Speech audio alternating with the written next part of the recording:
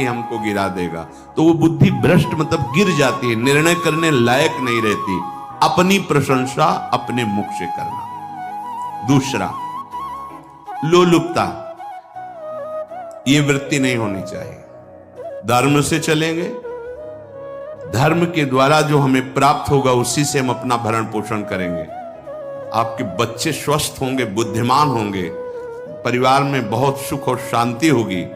भले दीपक की तरह जलो, बहुत काल तक रहेगी। लक्ष्मी जी भी आपके घर में बहुत काल, हम ये नहीं कहते कि बहुत नहीं, जितनी है बहुत सुख शांति से चलोगे।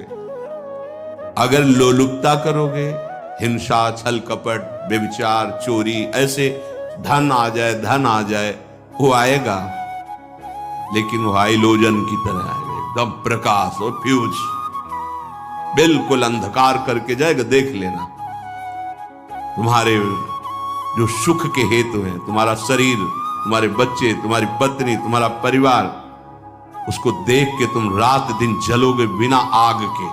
ऐसे उनके आचरण होंगे, ऐसे उनके अंग होंगे, ऐसे उनके दिमाग होंगे, ऐसा उनका व्यवहार होगा।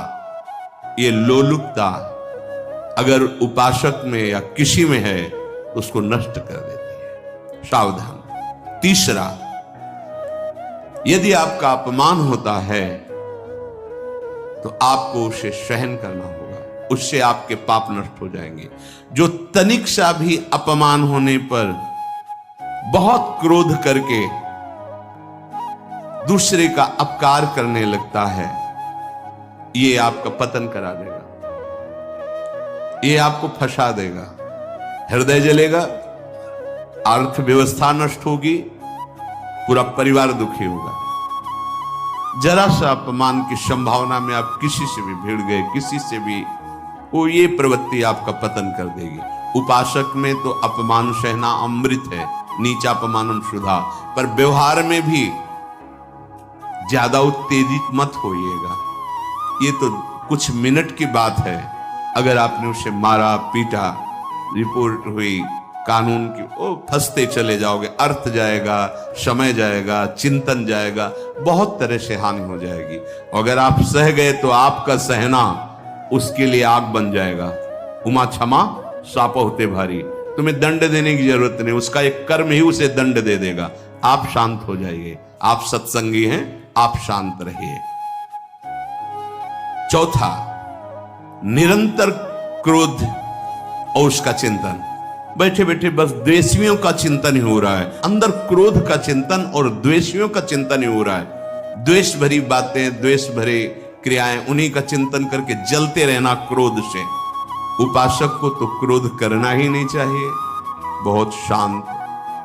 ठीक है, अभ्यास में कभी क्रोध हो सकता है, उसको भी समन करो, अंदर से प्रायश्चित, जैसा कि अब गलती हुई, आगे नहीं करेंगे। और व्यवहार में भी क्रोध को आप पीना सीखें। अगर बार बार आपका क्रोध प्रकट होता ही रहेगा, आपका स्वभाव बिगड़ जाएगा, आपके पुण्य नष्ट हो जाएंगे और आपका जीवन नष्ट हो जाएगा। देने वाला उतना दे देगा, आपको आनंदित रहो, पैसा खर्चा सब, पूरे जीवन का विध्वंस मचा दिया क्रोध ने। कहीं भी आप देखो, किसी से क्रोध करके देखो, फिर देखो तुम्हारा भजन चल रहा है, तुम्हारी वो आनंद वृत्ति है नहीं, जलोगे और वो जलन और गुस्सा दिलाएगी और वो बैठे बैठे जलो नहीं। ये क्रोध जो है, ये चाहे व्यवहार में हो चाहे परमार्थ में, दोनों की हानि करने वाला है। और आश्रित जनों की रक्षा ना करना। अगर कोई भाग कर आपके पास आ गया है, कोई पशु पक्षी या कोई मनुष्य, आपको चाहिए कि अब चाहे हमारे पहले प्राण जाए, उसकी रक्षा करें। सीवी जैसे तो कोई बिरले ही होते हैं, पर इतना जरूर ध्यान दें, जैसे कोई पशु पक्षी किसी भय से आपकी सीमा के अंतर्गत आ गया है, अब उसकी रक्षा करनी है आपको। अगर आप स्वयं मार देते हैं या मरवा देते हैं, या आपके सुकृत नष्ट कर देगा, या आपकी दुर्गति का कारण बन जाएगा। और जो पाप कर्म उत्साहित होकर करते हैं, उपासक को तो बहुत सावधान रहना चाहिए, पर व्यवहार में भी जो नहीं करना चाहिए, अगर वो पाप कर्म आपके द्वारा मन में प्रेरित हो रहे हैं, संकल्प बन रहा है, क्रियाएं हो रही हैं, दुर्गति पक्की, पुण्य नष्ट हो जाएंगे, दुख अशांति बढ़ती चली जाएगी, कभी शांति नहीं प्राप्त कर पाएंगे। ऐसा नहीं कि जो मन में आवे सो करें। पापाचरण निडर और उत्साहित होकर करना, अगर ऐसे लक्षण है निश्चित दुर्गति होती है। ये 6, अपनी बहुत बड़ाई करने वाला अपने मुख से, लोलुपता, तनिक से अपमान में सहन ना करने वाला, निरंतर क्रोधी और आश्रित जनों की रक्षा न करने वाला, और निडर हर्षित होकर पाप कर्म करने वाला। दूसरे श्लोक में 7 है, 6 7। 1, संभोग का ही चिंतन करना, संभोग में ही मन लगाना, संभोग दूसरी स्त्रियों के साथ करने की भावना रखना। संभोग, पहला है संभोग। रात दिन बैठे बैठे बस यही चिंतन करना, गंदी बातों का, गंदी बातें देखना, गंदी बातें सुनना, गंदी बातों का चिंतन करना। फिर अन्य माताओं बहनों के प्रति काम दृष्टि से देखना, कोई आ जा रही है दृष्टि से, काम भाव से देखना, भोग बुद्धि से देखना, निश्चित पुण्यनाश, दुर्गति। बड़े बड़े उदाहरण इतिहास में हैं जिन्होंने ऐसा दृश्य नेत्रों से देखने की चेष्टा की, मन में संकल्प किया, भोगने का, नष्ट हो गए, चाहे वो कितने बड़े प्रतापी हो। ये दुर्योधन कोई साधारण थोड़ी है, भगवान व्यासदेव जी के द्वारा ही तो, भगवान व्यासदेव जी ही इसकी उत्पत्ति का कारण है। अब देखो इतने महान पुलस्त जी ही उत्पत्ति का कारण है रावण की। बस ये ऐसे दोष हैं जिनके कारण जीव नष्ट हो जाता है। ठीक है, धर्मयुक्त काम भगवान ने आदेश किया है, आपका पाणिक ग्रहण संस्कार हो गया है, संतानोत्पत्ति की भावना से कुछ पवित्र तिथियों का त्याग करते हुए चर्चा में हुई है। एक नियम है, एक आदेश है शास्त्र का। आप बहुत काम प्रवृत्ति वाले हैं तो प्रत्येक मास में जब माताएं बहनें पवित्र हो जाती मासिक धर्म से, तो जिनका पाणिक ग्रहण आपने किया, जो पत्नी स्वरूप है, वो ठीक है। वहां भी बार बार के लिए व्यभिचार प्रवृत्ति के लिए शास्त्र आदेश नहीं करता, संयम पूर्वक, और उसका चिंतन नहीं करना। पाणिक ग्रहण संस्कार है, घर में विराजमान है, एक संयम, एक नियम के अनुसार उसका चिंतन। चिंतन तो फिर भ्रष्ट कर देगा, चिंतन प्रभु का करना है, चिंतन प्रभु की सेवा जो आपके कर्तव्य, इसके चिंतन से बचो।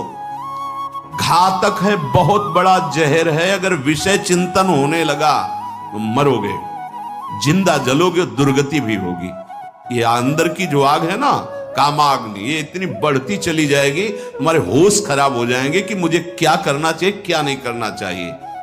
कुआ मदांधो मदना तुरोमा, अंधा हो जाएगा, नहीं दिखाई देगा अनुजा तनुजा क्या है, कौन है, कुछ नहीं, भ्रष्ट बुद्धि। संभोग का चिंतन, चिंतन नहीं, चिंतन नहीं। धर्मयुक्त काम आदेश है शास्त्र में।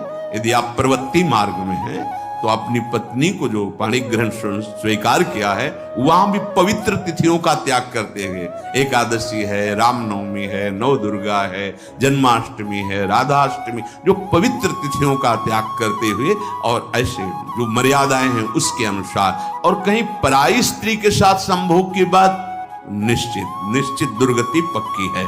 ऐसे ही माताओं के लिए है, स्त्री शरीर के लिए है। यदि वो ऐसी गलत चेष्टा, तो पतिवंचक परपति रति करई, रो रो नरक कल्प सत परई। ये भोग चिंतन से बचने की चेष्टा कीजिए तो क्रिया से अपने आप बच जाएंगे। क्रिया के पहले चिंतन होता है, चिंतन से ही क्रिया का आवेश आता है। चिंतन संभालिए, इसी से भगवत प्राप्ति होती है, चिंतन से, और इसी से दुर्गति भी होती है। अनन्यस चिंतयन्तु माम, भगवान चिंतन करे, मेरा करो, कर्तव्य कर्म मेरे को समर्पित करो। अब जब चिंतन संभोग का होगा तो बुद्धि भ्रष्ट हो जाएगी। ये जो राक्षसी प्रवृत्तियां सुनने को मिलती है ना, कि ऐसा हुआ ऐसा हुआ, वो देखा सुना और चिंतन किए, और इतनी राक्षसी वृत्ति आ गई कि बस अब उनमें और राक्षसों में कोई अंतर नहीं रह गया। दूसरा, विषमता रखने वाला